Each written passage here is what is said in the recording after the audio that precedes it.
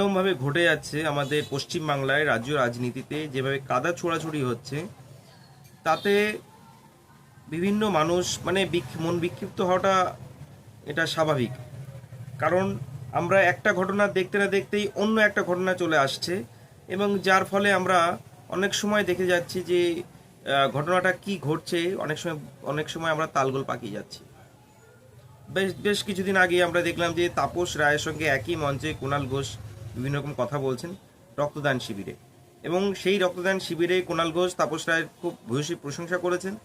এবং তারপরে দেখা যাচ্ছে যে বিকেলে কুণাল ঘোষকে অপসারিত করা হয়েছে দল থেকে। কুণাল ঘোষ সেই দুঃখে পার্থ চট্টোপাধ্যায় যে এসএসসি স্কুল মাস্টারি চাকরি পাওয়ার জন্য উনি যে ফিল্ড থেকে টাকা তুলেছে, টাকা যারা তুলছে সেই ব্যাপারটা পার্থ চট্টোপাধ্যায় জানতেন, এরকমটাই কথা, একদম বিস্ফোরক মন্তব্য এবিপি আনন্দতে উনি বলেছেন কুণাল ঘোষ।